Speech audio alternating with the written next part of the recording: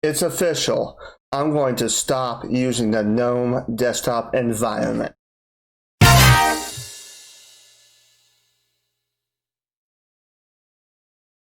Hey everyone, what's happening? Today, there are so many issues surrounding our lives and our politics. And it seems that politics has become such a huge part of our society, and it seems to dominate every aspect of our lives, even the parts of our lives that politics should have no place in. Now, politics has started to raise its head in our free software communities, and it's starting to affect it in a big way, specifically with the GNOME Foundation. The GNOME Foundation has adopted a code of conduct that is rather politically slighted, and it's strangely worded and confusing, and we're going to go into that in a minute. But before we go into this code of conduct, I'm going to state that I have been a GNOME supporter for a very long time. I have used GNOME since the early days of GNOME 2, and I use GNOME 3 currently. I've supported the GNOME Foundation financially and during its patent troll lawsuit that was recent. I've also made videos covering the GNOME desktop environment, how to use it, etc. You could call me a GNOME fanboy. So now we're going to go ahead and jump over to the code of conduct and take a look at this. Now all the pages I'm going to reference are going to be linked in the description below, like always. So look in the description so you can read these in more detail. I'm not going to go over everything because they're rather long, and I'd like to keep the video time to a minimum, so we're going to do that. And here is the GNOME Code of Conduct. Now, of course, it says the scope where it's going to be enforced, like in the wikis, the mailing list, the code repositories, issue tracking system for bug reporting, etc. And of course, then it has the procedures for reporting an incident. And now, the GNOME Standards. The GNOME online community is dedicated to providing a positive experience for everybody, regardless of age, body size, caste, citizenship, etc. And there's this whole long list.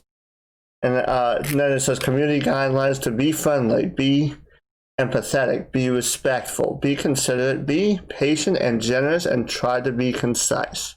And then, of course, then we have inappropriate behavior, deliberate intimidation, stalking, or following, sustained disruption of online discussion, talks, or other events, harassment of people, sexist, racist, homophobic, transphobic, ableist language, or other exclusionary language. Unwelcome sexual attraction or behavior, unwelcome physical contact, violence or threats of violence, influencing or encouraging inappropriate behavior, and possession of an offensive weapon at a GNOME event. Up until this point, I saw no real issue with this code of conduct. It says that hate speech is not going to be tolerated. There's certain behaviors that are not going to be tolerated, and these are reasonable guidelines for a community to adopt. But what I have an issue with is this last little bit right here that they've tacked on. And it says the GNOME community prioritizes marginalized people's safety over privileged people's comfort. The community will not act on complaints regarding reverse isms, including reverse racism, reverse sexism, and cisphobia. Reasonable communications of boundaries such as leave me alone, go away, etc. Criticizing racist, cis-sexist, or otherwise oppressive behavior or assumptions, and communicating boundaries or criticizing oppressive behavior in a tone that you don't find congenial. And that's a problem.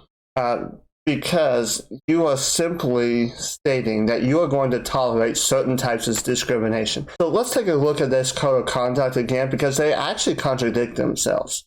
So basically in their code of conduct, they have standards that state that they're not going to tolerate certain statements that are discriminatory, hateful, etc. However, they say down here at the bottom right here, they state they're not going to review complaints based off of reverse racism. Now, this contradicts itself because the definition of reverse racism is prejudice, discrimination, or antagonism on the basis of race directed against a member of a dominant or privileged racial group.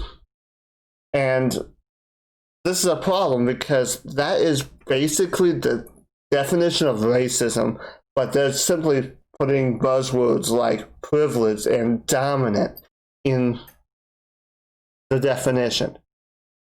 It's just racism. So basically you're saying racism against certain groups is okay, but racism against other certain groups is not okay. The question is raised, who is privileged in this particular situation? Now, the privilege I would think that they're referring to is white privilege. That is a buzzword that is going around in our political system. Politically organized groups always use the term white privilege, etc. So basically, this is a really nice and polite way of saying, if there are racist statements against white people, we are not going to do anything about it. That's a problem, because they specifically state in their terms of service that they're not going to tolerate statements that discriminate against race, ethnicity, etc. They also state in their code of conduct that hateful and discriminatory statements and conduct on the basis of sex, gender identity, etc. are not going to be tolerated, but then they state that they're not going to act on complaints based on reverse sexism, which is basically stating that if it's sexism against males, they're not going to respond. I mean, it's contradictory, and it basically says some forms of discrimination are okay, while some are not. You're either for discrimination or you're against it. If you're against discrimination, you have to be against all forms of discrimination, and you have to take action against all forms. You don't get to pick and choose. All right, let's move on to another statement that we have here. So the Gnome Foundation released a statement and article called "We Must All Speak Up." This was a statement that released on June 8th in the wake of the George Floyd riots.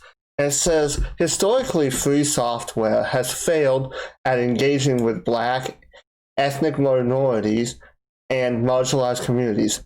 This is especially a problem with those who could benefit the most from a free and open software stack to be in control of their own computing, are marginalized in their efforts to contribute towards that computing. Free software in itself as a concept is a non-discriminatory concept. It really is. As a matter of fact, if you discriminate in your licensing terms against certain groups on the basis of race, sex, gender identity, etc., you are not allowed to call your software free and open source software. It has to be free and open to all, or it's not free and open. So I don't even know what they're trying to accomplish by this statement, "We must all speak up." It's confusing. I'm like, I didn't know that we were excluding minorities from free software to begin with. Yeah, there might be projects out there that are not actively seeking developers of ethnic minorities, etc. But that doesn't mean they're being excluded. It means that those projects are looking for people who are qualified to work on those projects. And if they're ethnic minorities, great. If they're not, well, that's okay. The thing is that GNOME is an international foundation, and being so, you have to take into consideration that ethnic minorities is a different definition in different parts of the globe. So you got to take that into consideration as well, because ethnic minorities in the United States is definitely not the ethnic minorities in Africa or Southern American countries. So really, ethnic minority is determined on your global location. So really, this is kind of confusing. And this particular statement, to me, it seems like they are virtue signaling, which is really accomplishes nothing. This is a bunch of BS. I mean, so we're just going to go ahead and move on to my decision about the GNOME Foundation. And yes, it means I'm going to stop using the GNOME desktop. I've also decided that all financial contributions that I have, this also means that I'm going to stop supporting the GNOME Foundation as a whole. They are simply allowing certain types of discrimination against certain groups. And to me, that is not acceptable. It is against my personal beliefs. And it's immoral what they are doing. So I am not going to support them either. That means I'm not going to be teaching the GNOME desktop environment at all anymore on my channel. Now, I may review distros that use the GNOME desktop environment as its default, but I will have a disclaimer that says I do not like the desktop anymore, but I'll support the distributions. But the thing is, if you're supporting the GNOME desktop environment, I probably will not recommend your distro. I'm going to be changing my desktop. Right now I'm using Pop! OS, and I'm going to do it without wiping my drive. And guess what? Thank you, GNOME Foundation. I'm going to be doing it on my channel. So guess what? They created a video idea on how to change your desktop without wiping your drive in Linux. So I haven't even decided which desktop environment I'm going to choose. I've narrowed it down to a couple. It's probably either going to be either Mate or KDE Plasma. But that's going to be something that I'm going to decide in the next couple days. If you have an idea of which one I should choose, go ahead and leave a comment down below. But that's pretty much what I'm going to be doing, is just killing the GNOME desktop on my computer. I'm not going to use it. I'm not going to promote it. And I'm not going to support it financially.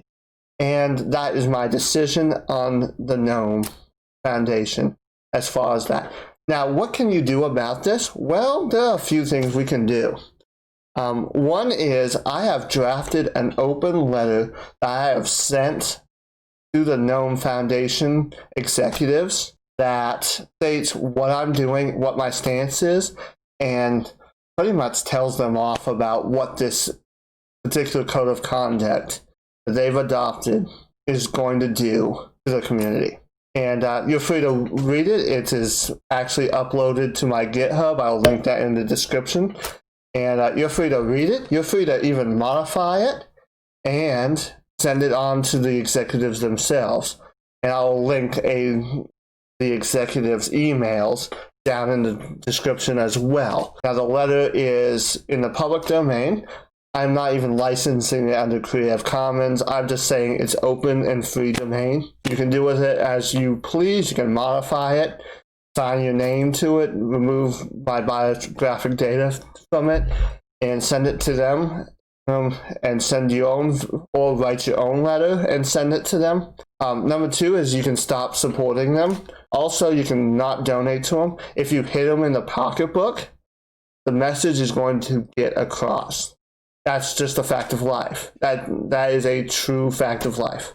Number three is if they refuse to change their code of conduct to be moral and right, we can just take their code and just fork it. Now, I would do this myself, but I'm not really a programmer who can maintain a desktop environment. But if a group of guys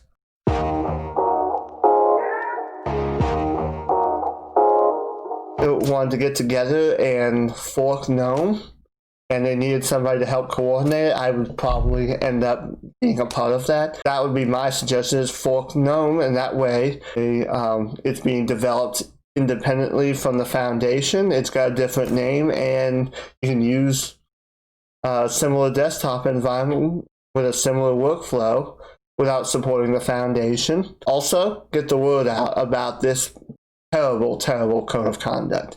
It is absolutely insane what they're doing. And that's all I have to say about the subject. If you like this video, go ahead and give it the thumbs up. If you don't, that's what the thumbs down button is for, and go ahead and click that subscribe button. If you like my content and wish to support my work, you can do so on Patreon. The link is in the description. Also, if you wish to see more, check out the videos on your screen.